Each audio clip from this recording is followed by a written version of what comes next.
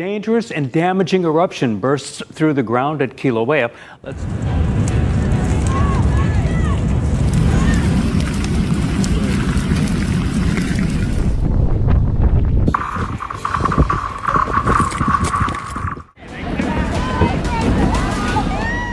What would you do? Car was swallowed in Taiwan on February 27th. Luckily, no one was inside the car. There are some massive destructions that is currently happening all across America, and it just seems like we're getting super close to the end times. Every single day we wake up, and there's just something crazy happening. Just take a look at this volcano right here. This is basically what's going on in our nation. A massive volcano that just erupted on March 10th. Incredible. To be honest, nobody wouldn't really stand any close to this thing. Now, this is not it, because entire world is currently going through massive destruction. It's not just Americans. It's not just Middle East. It's all over the world. Everyone has started facing some sort of volcano eruptions in incredible magnitudes of earthquakes, as well as tsunami warnings, and all of these striking things that's happening all around the world. And this month, our March just started off with a massive destruction that just happened in America. That's when the whole destruction period started, and Midwest's flooded with ice storms as well as flood both together. After that, we also had New Mexico, which also saw a massive flood that was taking place. And this is basically how dangerous the flood was. Like the houses were just getting swept, like as if it was built in the ocean. As we are making this video, massive flood alerts are still rising.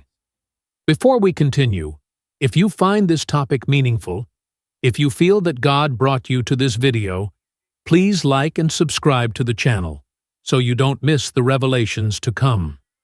In several regions, after rainfall returned, even light to moderate rain, something unexpected happened. Instead of soaking into the ground, the water stayed on the surface, and then it started to carry something with it. Mud. What followed wasn't just flooding, it was mud flow. Entire slopes began to give way. Thick, heavy waves of soil, ash, and debris started sliding downhill, moving faster than many expected. Roads were buried. Homes were struck. In some areas, what looked like stable land only days before turned into moving terrain. What made this especially dangerous was how sudden it felt. No long buildup, no clear warning. Just a shift. From still to moving. And while it may look chaotic, there is a scientific explanation behind it. After intense fires, soil can become what experts call hydrophobic, meaning it repels water instead of absorbing it. The heat from the fire creates a layer beneath the surface that prevents water from soaking in. So when rain falls, it doesn't disappear into the ground. It runs across it. And as it moves, it picks up everything in its path. Ash, dirt, loose rock, turning water into weight. But there's another factor that makes this even more serious. What used to stand on that land?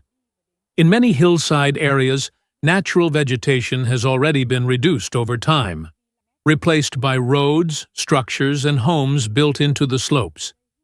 Trees and plants that once acted as natural barriers, holding soil in place, slowing water down, absorbing impact, are no longer there in the same way. But the situation just escalated further. A massive 7.5 magnitude earthquake just rocked the San Andreas fault line, and simultaneously, out in Hawaii, a major volcanic eruption has begun. Following that, take a look at this. In the Pacific Northwest, our entire mountain ranges and high-altitude towns started burning down in unprecedented wildfires. These disasters are hitting us one after the other, a relentless chain of events across the nation. As floodwaters slowly receded in many areas, another unsettling development began appearing across parts of the country. This time, the change was happening beneath people's feet. In several regions, reports began emerging of sudden sinkholes and cracks opening in the ground without warning. What had once been solid roads, sidewalks, and open land suddenly gave way, leaving deep holes where stable ground had existed just hours before. In some neighborhoods, sections of pavement collapsed overnight. Driveways fractured. Streets that had supported traffic for decades suddenly split apart as the earth beneath them shifted. Residents described waking up to scenes they had never expected to see. Large cavities opening in the middle of roads or yards, forcing emergency crews to close off entire areas while engineers inspected the damage. In some cases, vehicles were left stranded near the edges of newly formed sinkholes, their wheels dangerously close to the crumbling ground. Geologists explain that sinkholes can form when underground rock slowly dissolves over time. Water flowing beneath the surface can erode layers of limestone or other soft rock, creating empty spaces below. Eventually, when the soil above can no longer support its own weight, the surface collapses. The process itself is not new. What surprised many residents, however, was how suddenly these collapses appeared.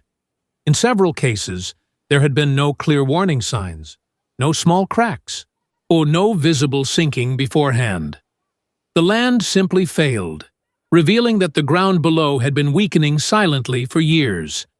And as people across the country continued witnessing unusual changes in the sky, the water, and now the ground itself, a deeper question began to form.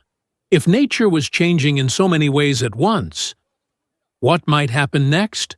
And there was also the very similar kind of an earthquake that happened in Japan in 2011 or something. It's not to be sure on which year that Japan had to face the massive, destruction. But as of now, it is said that whatever is happening right now, the kind of earthquake and tsunami, as well as volcanic eruption that's going to be happening right now, is said to be the largest that they have ever seen in history.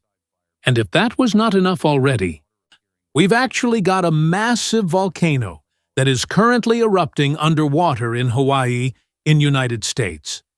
And it seems like they've already given massive warnings out there for people to evacuate, because there could be something unsettling happening right now, because there are so many things happening right now all across the world, and nobody seems to know why all of these things are happening all at the same time.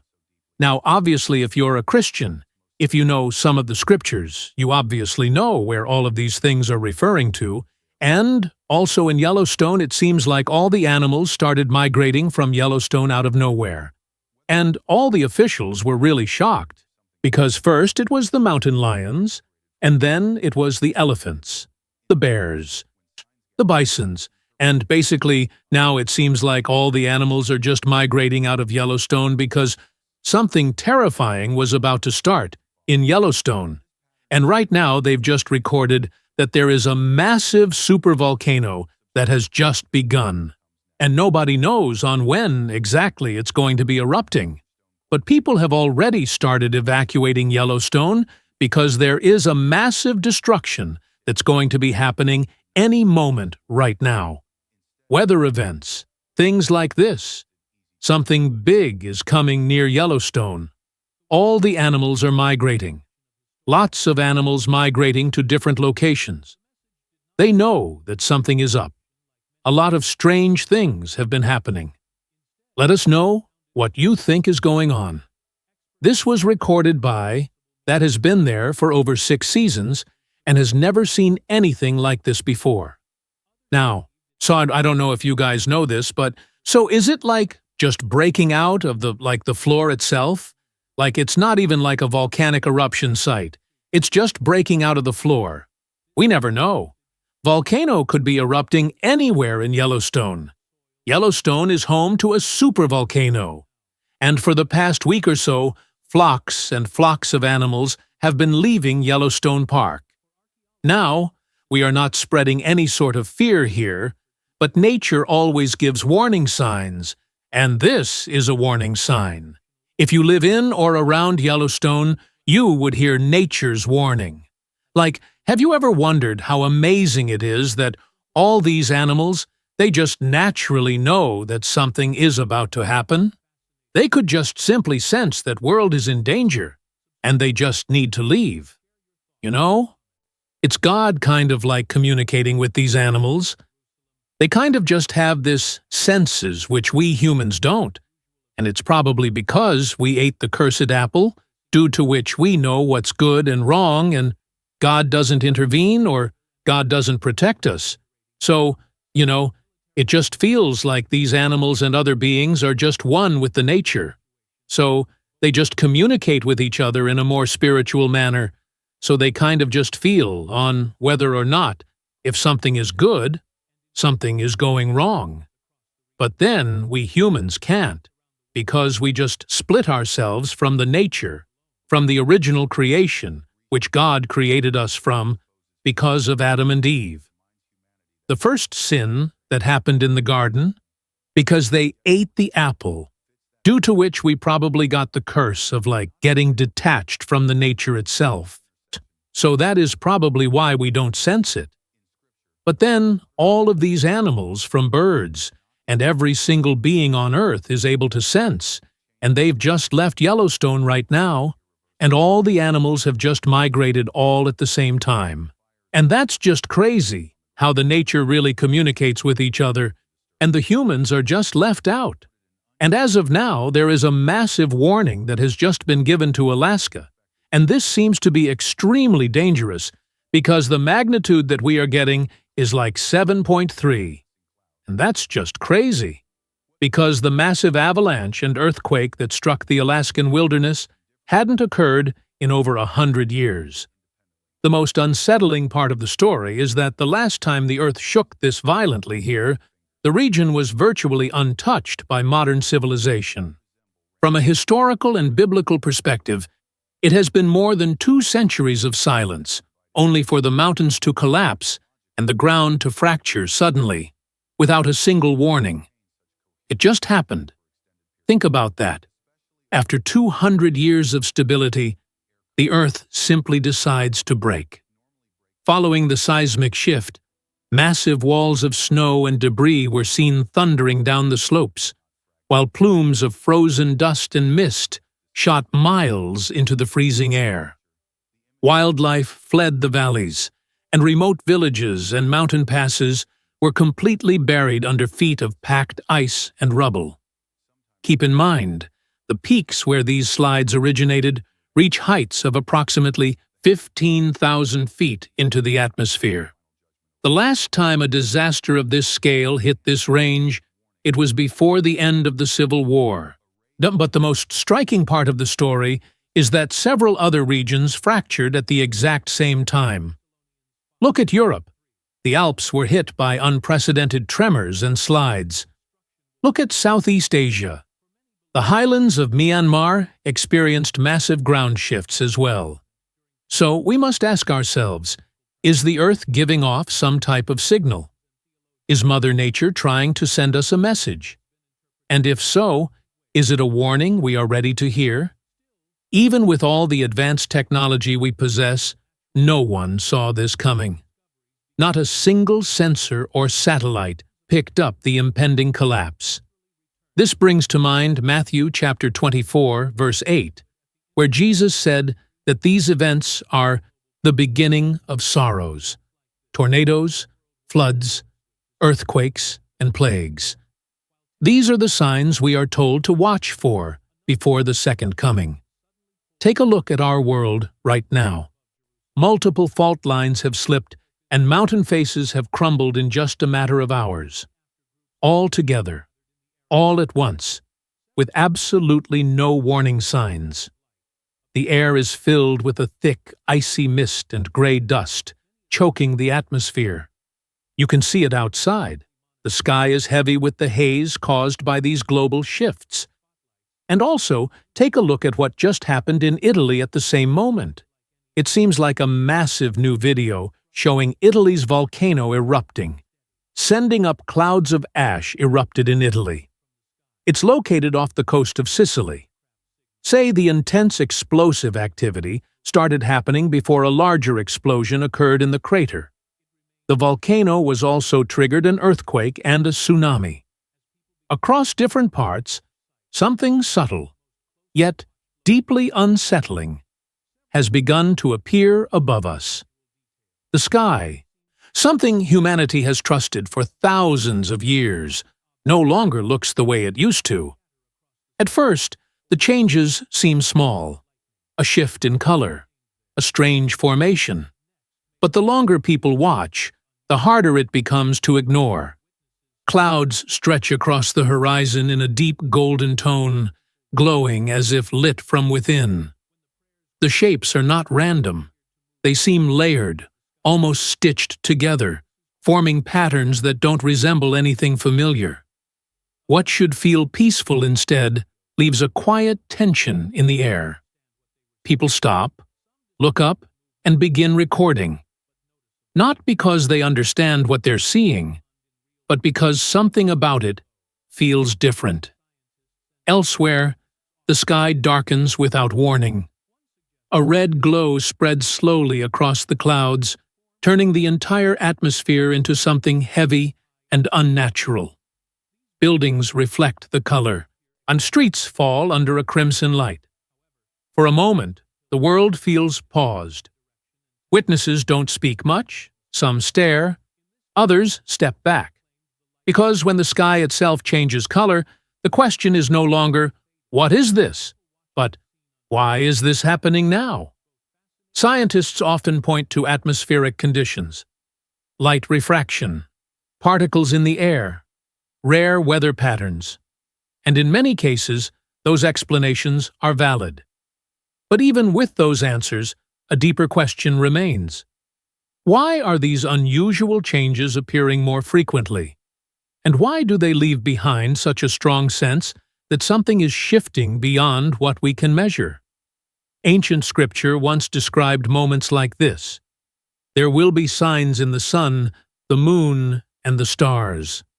Words written long before modern science ever studied the sky. For some, these changes are nothing more than natural variations. For others, they feel like signals, subtle but intentional. Because if the sky, the one constant above every nation, every city, every generation, begins to behave in ways we've never seen before, it forces a deeper question. If the sky is no longer normal, what happens next? And as the sky above begins to show signs we struggle to explain, something long buried beneath the earth has also started to surface, as if the warning was never meant to come from the heavens alone.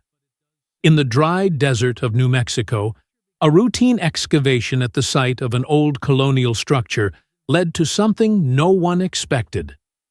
Archaeologists had been working through layers of compacted earth, slowly uncovering the remains of what was believed to be a small church built in the early 1600s. So the walls were worn down. The roof had long collapsed. Time had reduced the structure to little more than stone outlines and buried fragments. At first, everything seemed ordinary, until they reached the floor. Beneath a section of aged stone tiles, one worker noticed a shallow marking pressed into the surface below. The team carefully cleared the dust, revealing a faded inscription carved directly into the foundation. The words were simple: "Guard my house." For a moment, no one spoke. Because the message didn't read like a dedication. It didn't resemble a name, a date, or a prayer commonly found in places of worship from that period. There were no symbols of blessing, no signatures. It felt different, more like a warning than a record. The carving itself was worn by time, its edges softened after centuries underground. Yet the phrase remained readable, as if it had been preserved just enough to be found. And that raised a deeper question. Why would such a message be placed beneath the floor? Hidden, not meant to be seen by those who walked above it. Some suggested it could have been a protective phrase, a symbolic act by the builders. Others believed it might have been added later, during a time of conflict or fear. But the timing made it harder to dismiss. Because after lying buried for hundreds of years, the message was uncovered now, in a moment when attention had once again returned to the site. Scripture has long spoken about places set apart and guarded. In Psalm 127:1, it says, "Unless the Lord watches over the city, the watchman stays awake in vain." For some, the inscription echoed that idea, a quiet reminder left beneath a house of worship. But for others, it felt less like protection and more like a warning that had been waiting to surface. A year ago, the prediction was very clear. The United States would lose this war against Iran. At that time, most people rejected this idea because they were looking only at military strength. They saw that the United States had more advanced weapons, more global influence, stronger alliances, and nuclear capability. So, the conclusion was simple: the United States must win. But that analysis was wrong because it ignored how wars actually work. Wars are not decided only by weapons. They are decided by strategy, cost, alliances, and long-term sustainability. And if you look at the situation today, 1 year later, you can clearly see that the United States is not in a winning position. In fact, and it is becoming weaker in multiple dimensions at the same time, politically, economically, and globally. This is exactly what was predicted. The first major point is isolation. Today, the United States is increasingly isolated even from its own allies. Europe is no longer fully supporting American actions. Countries that traditionally followed the United States are now hesitating or refusing to fully participate. This is what we described as a messy divorce. The alliance between the United States and Europe is breaking down, not suddenly, but structurally. The reason is very simple. The cost of supporting the United States has become too high. European countries are facing economic pressure, rising energy costs, and political instability at home. They cannot afford to fully support another long war. So even though they are not openly opposing the United States, they are quietly stepping back. And in geopolitics, hesitation from allies is the first sign of collapse in alliance structure. This is one of the strongest indicators that the United States is losing control of the situation. The second major point is economic pressure and the breakdown of the global financial system that supports American power. For decades, the United States controlled global trade through the petrodollar system, where oil transactions were conducted in U.S. dollars. This created constant global demand for the dollar and strengthened American economic dominance. But now this system is weakening. Saudi Arabia is planning not to renew the petrodollar agreement, which is a major shift. At the same time, Iran is accepting the Chinese yuan for trade. And this means that countries are slowly moving away from the dollar-based system. When this happens, the United States loses one of its most important tools of global control. We want to show this to you because it's extremely important as to what's happening right now. Now, in the Bible, it actually says that the signs before the second coming of Christ, before Jesus comes back, there are going to be like massive signs that we will see on earth. One of those signs are going to be wars and rumors of wars, which has already happened. There's massive wars going on all across the world. And there's also rumors of wars going on and all of these things, whereas nations are going to be rising against nations and kingdoms against kingdoms and, we will be seeing all of those things. And obviously, we already have seen the stuff. And after that, God has also said in the Bible. And this goes on according to the plan, like it's an order that follows. So first is wars and rumors of wars, which we've already passed, that one, and second is going to be famines, pestilence, and earthquakes. And as we have seen, there's massive earthquakes, volcanic eruptions, and all these things that's happening around the world. And these are the things that was mentioned in Matthew 24:7, which basically states about the global disaster, both natural as well as man-made. Now keep this in mind because there is a project called the Project HARP, which the government has already orchestrated about this whole stuff, that they have the power in order to create man-made disasters. Now obviously, if you want to know full details about that stuff, you should go ahead and research the Project HARP, then you'll actually know what I'm talking about. Now after all of these things happens is when the false Christ and deceivers will start rising up. For many shall come in my name, saying that I am Christ, and shall deceive many. People claiming to be Christ or spiritual saviors will start appearing from all over the world. And the fourth one is going to be, wickedness will increase. And because inequality shall abound, the love for many shall wax cold. So moral decay and spiritual coldness will start happening all around the world, because this is not something that people will generally turn to automatically out of nowhere. And this thing is actually going to happen because there will be a lot of inequality around the world. So there are going to be many bad things happening, due to which it's going to make people become more cold-hearted, and they're just going to turn into bad people. Now, after that comes gospel will be preached all over the world. Many believe it's already starting at this point. You know, many people that basically preaches about God and the Gospels, right? So it seems like you will start hearing, the gospel of the kingdom shall be preached in all worlds for a witness unto all nations, and then shall come the end. So it seems like people will get many chances in order to hear the word of God. Right now it seems like you're getting to hear more gospel content. So that's basically how it works. So you're going to start hearing this and watching all of these things happen more in mass numbers. And it seems like we've not reached that stage yet. But that day is also coming very soon.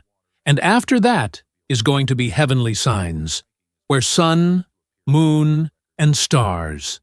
And then there shall be signs in the sun, and the moon and the stars, and the sun shall be turned into darkness, and the moon into blood. And, there will also be possible eclipses, meteor showers, or cosmic disturbances. And this is something we've already seen, and it's happening right now. We have seen moon turning red in March 3rd. We know all these things are happening. And after that is going to be the rise of Antichrist. Now this is where Antichrist is going to come into power, and all the bad things are going to start. So many people think at this point we are starting to enter the final end times, the end period. There is nothing we can do as of now. It's just a show that we need to sit down, watch, and just God work His way through. And if you are a believer, if you are someone that has stayed true and followed God, then I think you have nothing to worry about. But if you're not, if you're just getting to know these things, I think you should definitely go ahead, spend your time reading this book. There is a lot of things that's happening around the world that is fully recorded in this book. And you are definitely going to get a lot more answers and information about everything that's happening around the world right now in the Holy Book of Bible. It is pretty sure that if you genuinely go ahead, if you genuinely give your time and sit down and want to know what's in the Scriptures, you will definitely find out that these things are indeed real, and everything you've known so far is absolutely false. And many people are definitely not going to believe it. But at the end of the day, God also knows that not everyone's going to be saved. So you can go ahead and share this video with as many people as you possibly can, so more people can get the message. And if you can't share with many people, then the best thing you can do is simply just drop a like on this video and also leave a comment. That way, the YouTube algorithm just picks up the video and starts pushing it to more people, because if there are more likes and more comments in the video, this means that the algorithm thinks that this video should be shown to more people. So your tiny support is going to make a lot of difference. A lot of people are going to get to see this video just because You did the very tiny thing that could help the algorithm boost and suggest this video to many people. So, with that being said, you can drop what you have to say about everything that's going on in the world down below in the comments. And if you want to stay tuned with more updates on what's happening around the world and just explaining it in the most easiest form as possible, then make sure to go ahead, subscribe to the channel, turn the notifications on. Our next story is a reminder that Earth is a living, breathing... taken over our state. And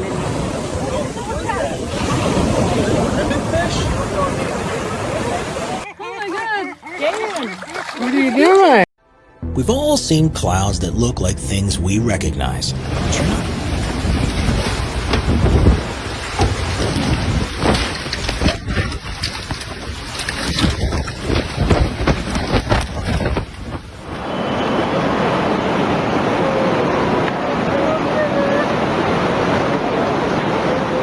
No one saw it coming.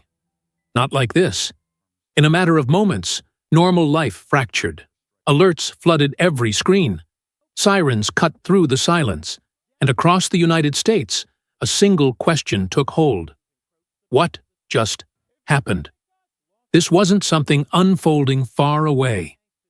It hit here, immediate, unavoidable. And the speed of it all is what's leaving people unsettled. Some are calling it a rare event. Others aren't so sure. Because when you look closer, the timing, the pattern, it raises something far more disturbing than answers.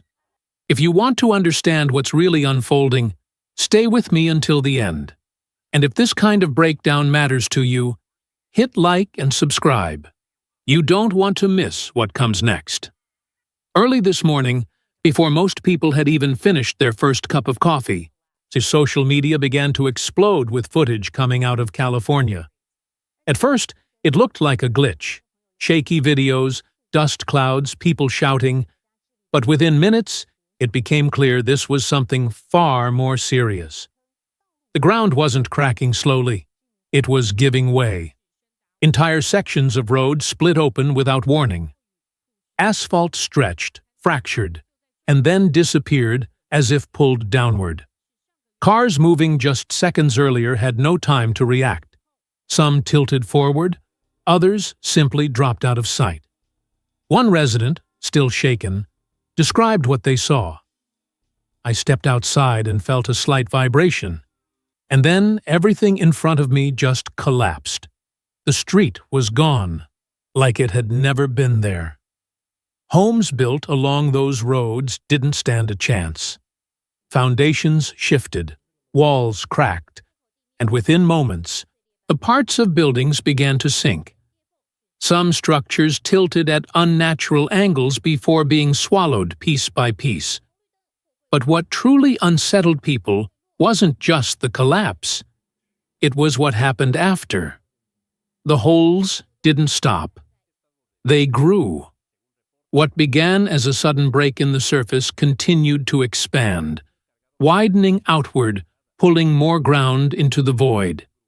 It didn't look like a single failure point. It looked like something beneath the surface was already hollow. And now it was opening.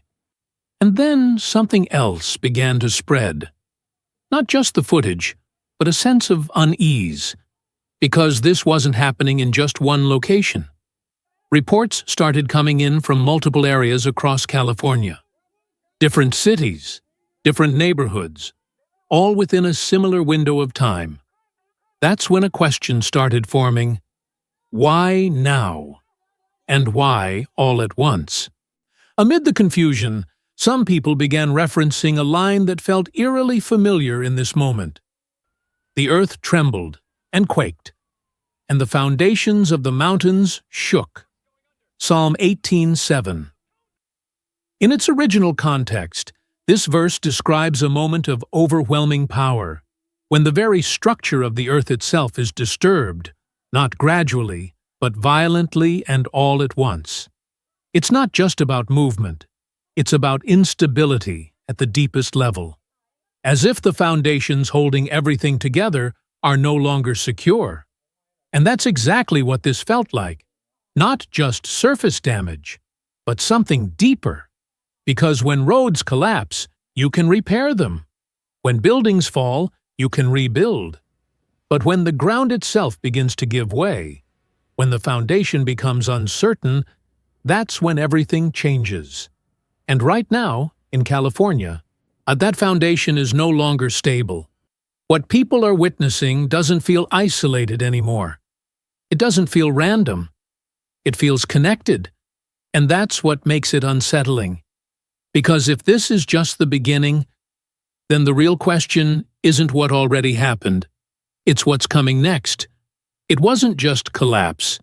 It felt like something underneath was shifting. Not long after the ground began to fail in places like California, attention shifted away from the land and toward the ocean. At first it seemed unrelated. Then the reports started coming in. Along coastlines, fishermen and residents began documenting something unusual. Oarfish, long, silver, ribbon-like creatures rarely seen by humans, appearing near the surface. Some were found drifting close to shore. Others had already washed up onto beaches. These weren't ordinary sightings. Oarfish live at extreme depths, often hundreds or even thousands of meters below the surface. Entire lifetimes can pass without a single confirmed encounter. And yet now, multiple sightings were being reported within a short span of time. But they weren't alone. In the dark waters at night, glowing shapes began to appear. Bioluminescent organisms, creatures that produce their own light, were being seen in unusual concentrations closer to the surface than expected. Some observers described entire sections of the ocean faintly illuminating, as if something beneath was stirring. Even more unsettling were reports of unfamiliar species, forms that didn't clearly match known patterns, appearing briefly before disappearing again into deeper waters. Individually, each of these could be explained, and together, they felt different, because one detail stood out above all. These creatures weren't supposed to be here. They belonged to a world of pressure, darkness, and isolation. An environment so extreme that most life forms cannot survive there. For them to rise to the surface, something had to change, and not slightly. Dramatically. For centuries, there has been a belief, especially in parts of Asia, that the oarfish is a harbinger of disaster, often linked to earthquakes or tsunamis. While science does not confirm this connection directly, patterns in past sightings have kept the idea alive. And now, with the timing of these appearances, that belief is resurfacing once again. From a scientific perspective, there are possible explanations. Changes in ocean temperature, shifts in underwater currents, and disturbances in pressure systems deep below the seabed. But even those explanations raise a deeper concern. Because if deep-sea environments are being disrupted, it means something is happening at a level we cannot easily observe, a level far below the surface. In moments like this, some turn to ancient words that seem to echo the same imagery. Let the sea roar, and all that fills it, the world and those who dwell therein. Psalm 98:7.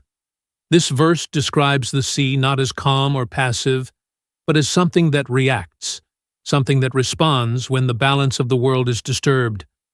The idea isn't just about waves or noise. It's about the ocean itself becoming active, revealing what is normally hidden. And that is exactly what this looks like.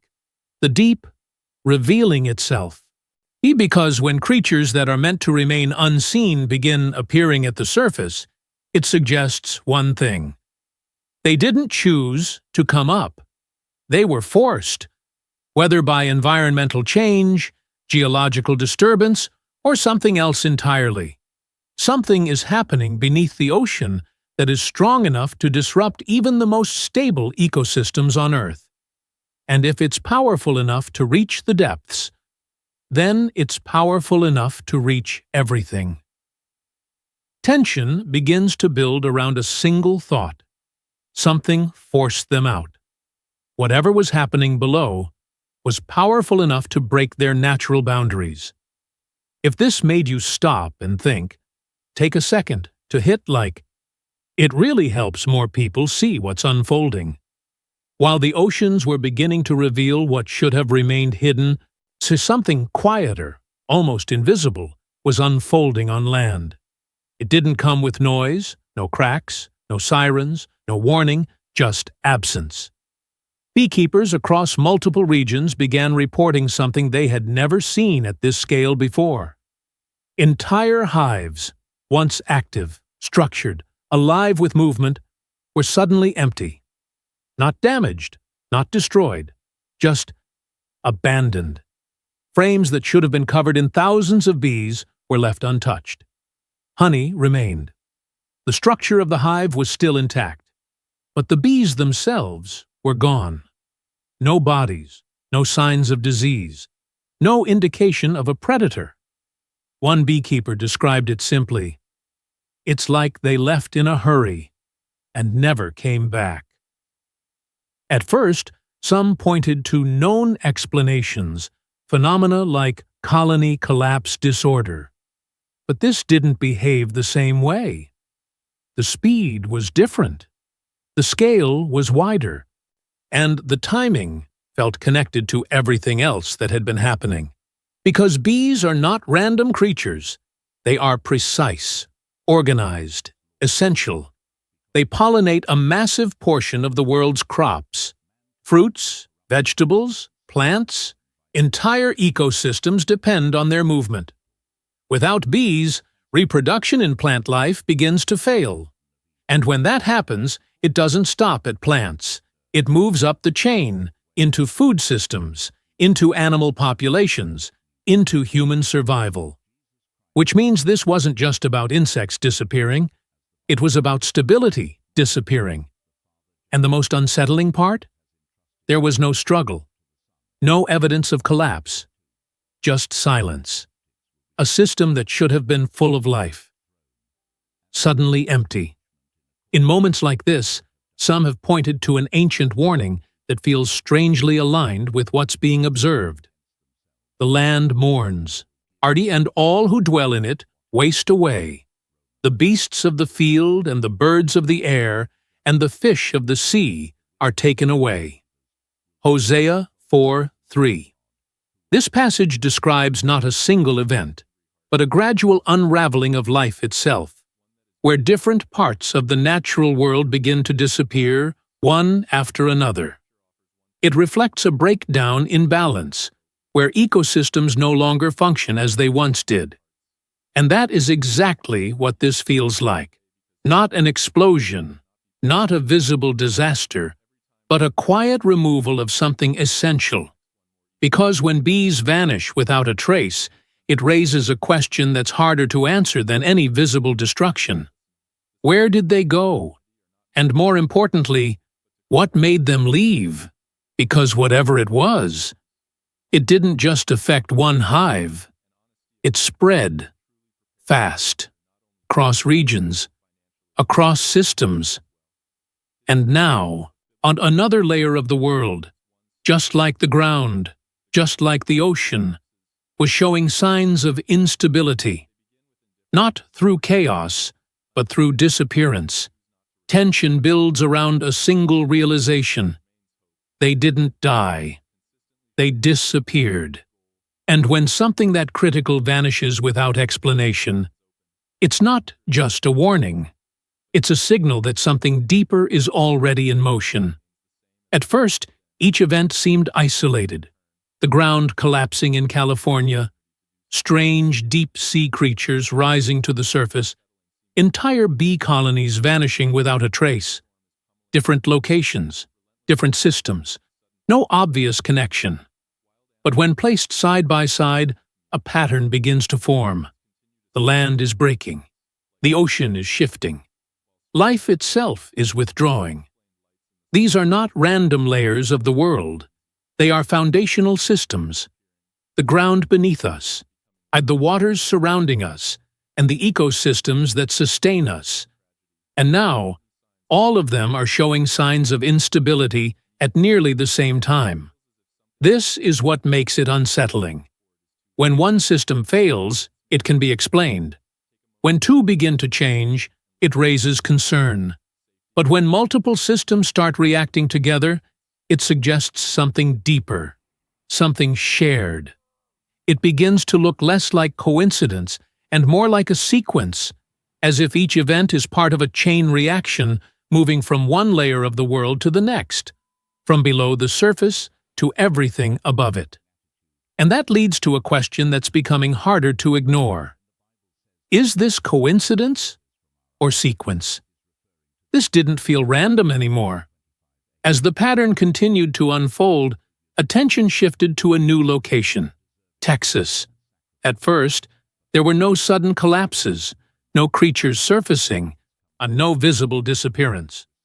But something felt off, subtle at first, then impossible to ignore. The sky began to change color, taking on darker, heavier tones that didn't match any normal weather pattern. It wasn't just clouds, it was the atmosphere itself, dimming the light in a way that felt unnatural. The air grew dense, almost difficult to breathe, as if pressure was building not just in the sky, but all around. Instruments confirmed it. Barometric pressure shifting in unusual ways, fluctuating faster than expected. But even without data, people could feel it. There was a stillness that settled over entire areas. Winds slowed. Sounds faded. Birds went quiet. It was the kind of silence that doesn't calm you.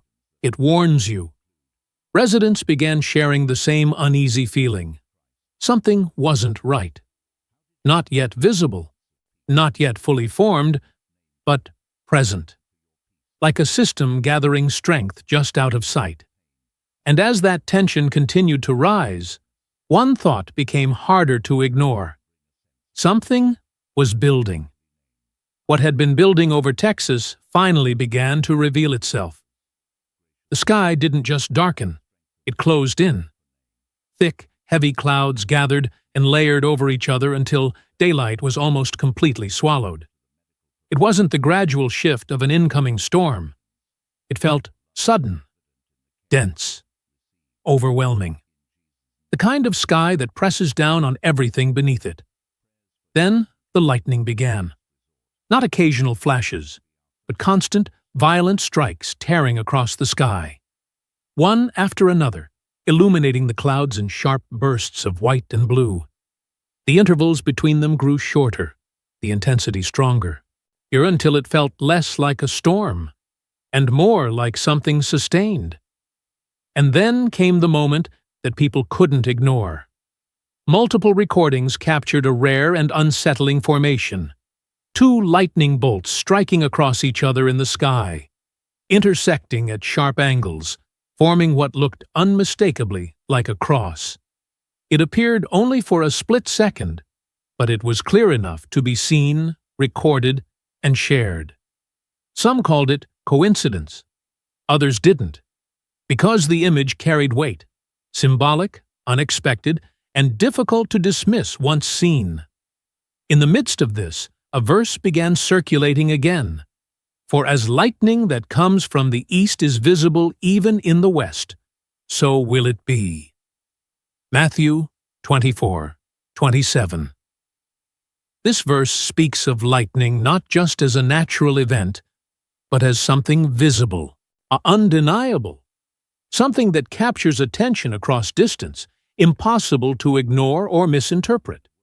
It represents a moment that reveals itself suddenly and completely, leaving no ambiguity behind. And that's exactly what this felt like. Not just a storm, but a display. Because when lightning begins to form patterns, especially ones that people instinctively recognize, it shifts from random to meaningful, at least in perception. And that perception spreads fast, across screens, across conversations, across belief systems. The sky was no longer just dark. It was active, expressive, almost deliberate. And as the lightning continued without pause, one thought settled in, a pattern appearing in the sky. And then the storm refused to stop. By the time the storm systems intensified and the flooding began to take over parts of Texas, something else entered the conversation, something even harder to process. Because what people were witnessing didn't just feel like heavy rain or rising water. It felt different. The water wasn't simply accumulating. It was moving with force, with direction, as if something was driving it forward. To understand why that matters, many began pointing to a real event, one of the most extreme water movements ever recorded in history. At Lituya Bay in Alaska, a massive landslide triggered what is now known as a mega tsunami. But this wasn't a typical tsunami caused by an undersea earthquake. This was different. A huge section of rock collapsed directly into the narrow bay, displacing an enormous volume of water in an instant. What happened next remains almost impossible to imagine. The wave that formed didn't just rise, it surged upward with incredible energy, reaching a height of 524 meters. That's over half a kilometer high. To put that into perspective, it was taller than most skyscrapers, higher than many mountains visible from nearby regions. This wasn't a wave moving across the open ocean. It was a wall of water, forced upward and outward by a sudden release of energy. Everything in its path was erased. Trees along the surrounding slopes were stripped clean up to that exact height, leaving behind a visible line that still marks how far the water reached. Boats in the bay were thrown violently. Some survived only because they were lifted over the wave rather than crushed by it. What makes Lituya Bay so important isn't just the height of the wave. It's the mechanism. It proved that water doesn't need a traditional ocean-wide event to behave like a tsunami. Under the right conditions, confined space, sudden displacement, massive force, water can rise and move in ways that defy normal expectations. And that's what brings the focus back to the present. Because in Texas, what people began to notice wasn't just flooding. It was movement, surges, rapid shifts in water levels that didn't always match the pattern of rainfall alone. In some areas, water seemed to push inward, not just spread outward. It created a strange and unsettling impression. This wasn't just water responding to gravity. It felt like water responding to force. And when placed alongside the earlier events, the deep-sea creatures rising, the disturbances below the ocean surface, it begins